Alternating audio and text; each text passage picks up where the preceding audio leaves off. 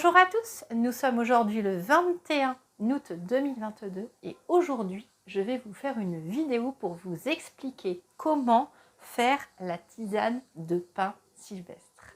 Allez, c'est parti, on y va.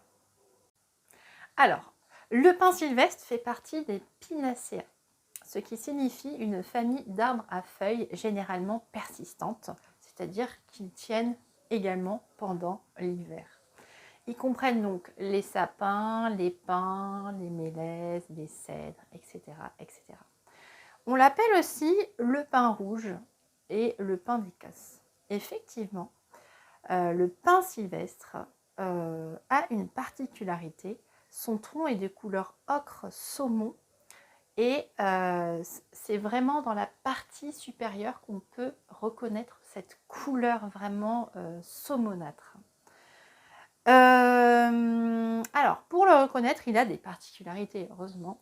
Les feuilles ou les aiguilles, donc on appelle ça ou des feuilles ou des aiguilles.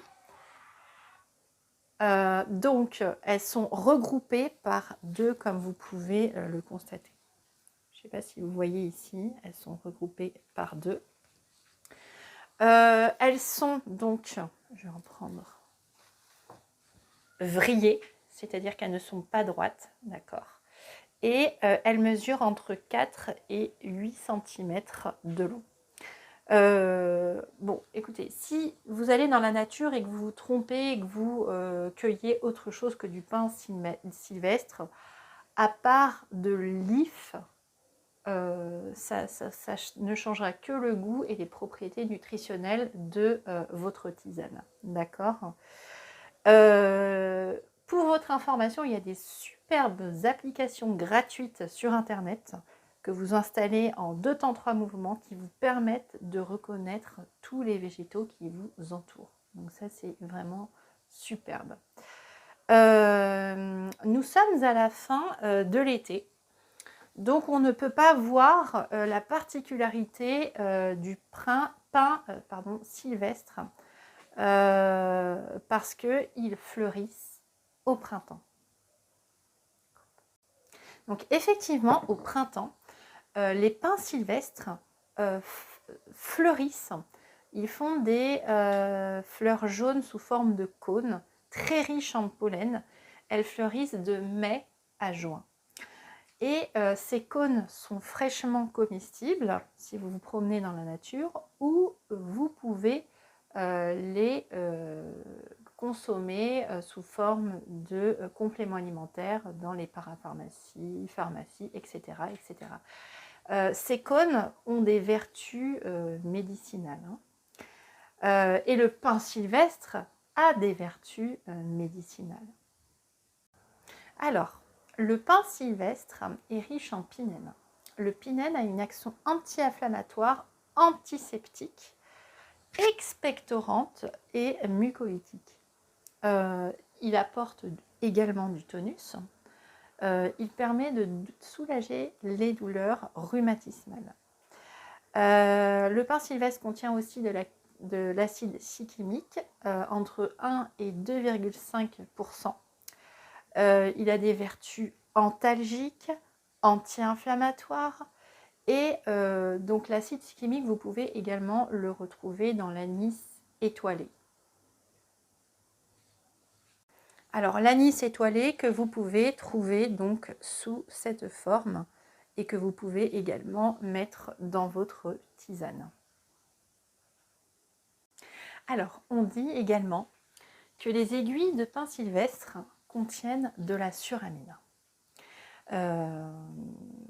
Je tiens à préciser quand même que les avis divergent sur la présence de suramine dans les aiguilles de pin sylvestre. Je tiens quand même à préciser. Alors, normalement, la suramine, c'est un médicament qui se présente sous forme de voie injectable. Elle permet de soigner le ver de l'œil, que l'on peut attraper dans les pays très chauds, la maladie du sommeil et apparemment contre certains cancers. La suramine peut être efficace contre certaines formes d'autisme.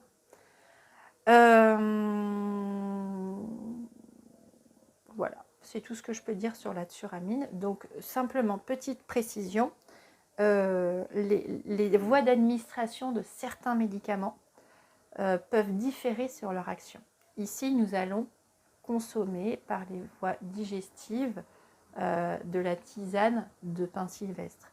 Bien évidemment, si vous voulez soigner l'autisme, certains cancers, le ver de l'œil ou autre, il faudra donc consulter un médecin et se faire soigner.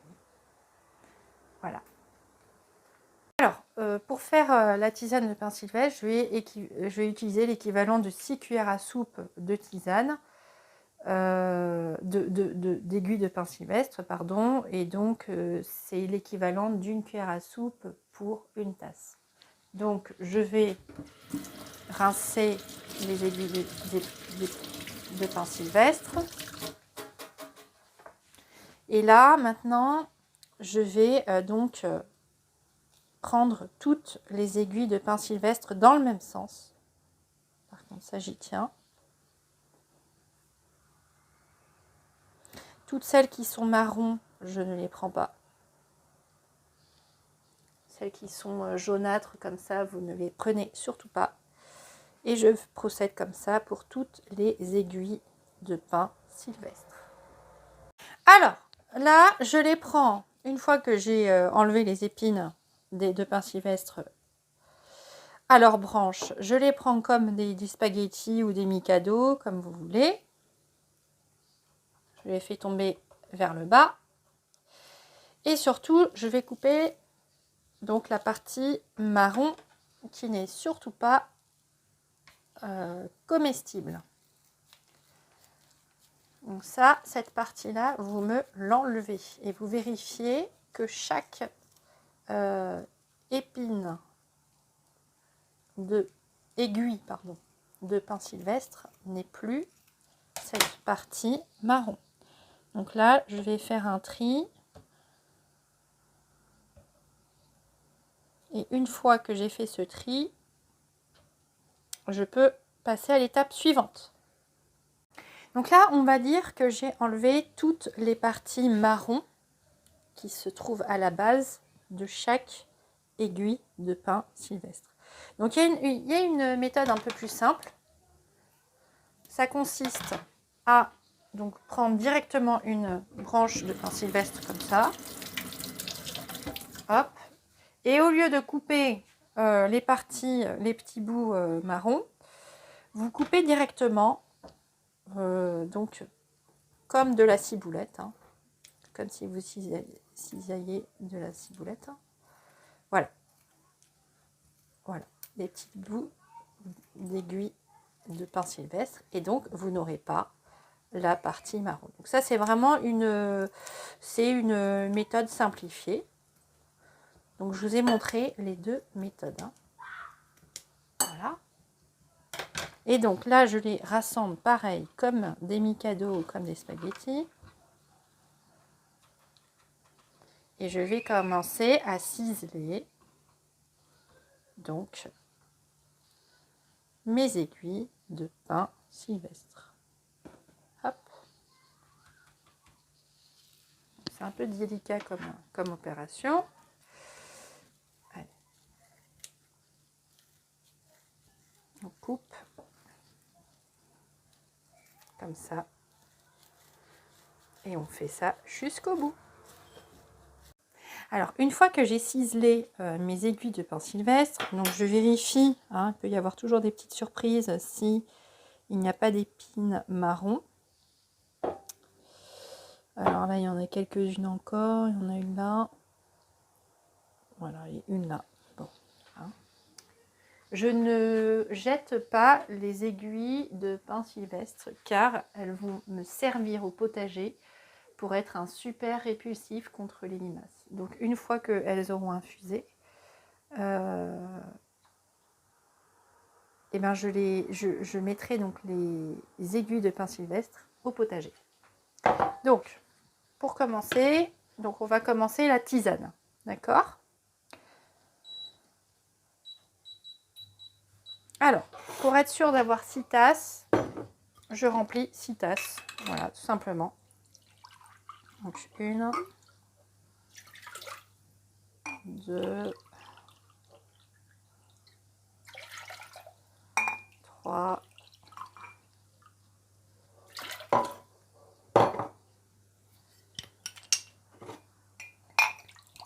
4, 5,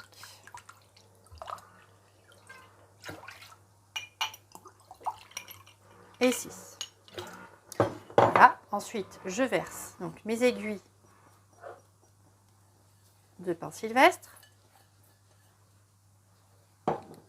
Je vais faire bouillir. J'attends que ce soit à ébullition. Donc l'eau est à ébullition en général à 100 degrés Celsius. Voilà, on a une petite aiguille marron encore. Donc on attend.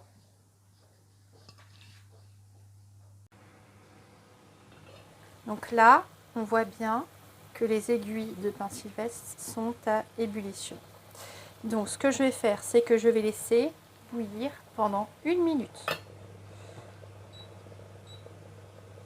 Voilà, ça va s'éteindre tout seul. En attendant, je vais conserver le reste des aiguilles de pain sylvestre. Donc comment procéder? Donc il y a deux possibilités. Soit vous les conservez au réfrigérateur, ou soit vous les conservez au congélateur. Donc il faut savoir que les aiguilles de pain sylvestre vont supporter la congélation, puisque la congélation se produit dans la nature. Donc ce que vous pouvez faire, c'est soit donc les mettre au congélateur dans un sac de congélation, ou soit au réfrigérateur dans un sac de congélation. Donc dans le réfrigérateur, vous pouvez conserver vos aiguilles de pain sylvestre fraîches durant un bon mois. Si vous souhaitez les congeler parce que vous ne souhaitez pas, donc là ça fait 1 minute que ça bout, ça s'arrête tout seul, et là on va laisser donc infuser pendant 10 minutes. Donc si vous souhaitez les congeler, vous pouvez les congeler de manière optimale pendant 3 à 4 mois, voire plus. Le mieux c'est à moins 18 degrés. Voilà. Donc moi je vais les mettre au frais car je vais les consommer régulièrement. Si vous êtes souffrant, je rappelle la posologie. Donc je tiens également à rappeler qu'en aucun cas une tisane d'aiguille de pain sylvestre ne remplace un traitement médical. D'accord? On va dire que la tisane de pain sylvestre, c'est en complément de votre traitement médical. Donc, pour une tasse, c'est 1 cuillère à café. À soupe. Si vous êtes souffrant, c'est 3 tasses par jour. Si vous souhaitez prévenir tous ces maux, rhumatisme, problèmes respiratoires, etc., douleurs musculaires, c'est 1 tasse par jour ou de temps en temps. Donc, ma tisane a infusé pendant 10 minutes. Donc, je vais commencer à la mettre dans une magnifique théière qu'une amie m'a offerte il y a très longtemps. Et je sais qu'elle s'en souviendra et je la remercie pour cette magnifique théière qui me fait passer d'excellents moments. Et donc, je vais verser donc une partie, parce qu'on ne va pas pouvoir tout remplir. Donc ce qui est bien, c'est qu'il y a un petit filtre ici qui permet de continuer à infuser les aiguilles de pain sylvestre. Parce que normalement, il faut les laisser dans la tasse, mais bon, avoir une aiguille de pain sylvestre dans la bouche, c'est pas forcément très agréable. Donc je laisse l'autre partie continuer à infuser. Et donc, je vais pouvoir servir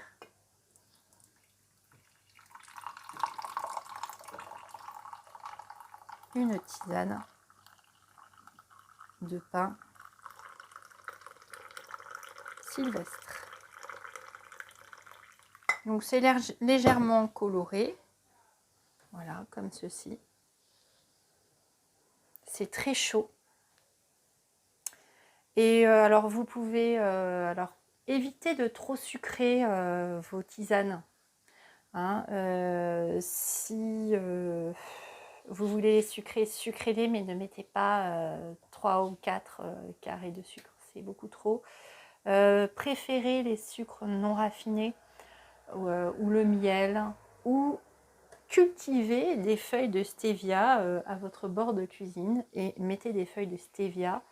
Donc ça ressemble à une plante, enfin ça ressemble à la plante de la menthe.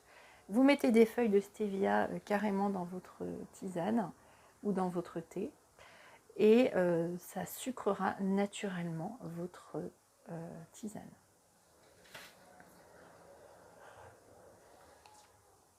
Elle est délicieuse. Vraiment, on sent bien tous les arômes des aiguilles de pin sylvestre. Cette vidéo est terminée. Si elle vous a plu, n'hésitez pas à la liker et partagez-la si vous pensez qu'elle puisse être utile pour votre entourage. Merci pour vos nouveaux abonnements, pour vos likes, vos messages et je vous dis à très bientôt pour de prochaines vidéos. Au revoir et prenez bien soin de vous.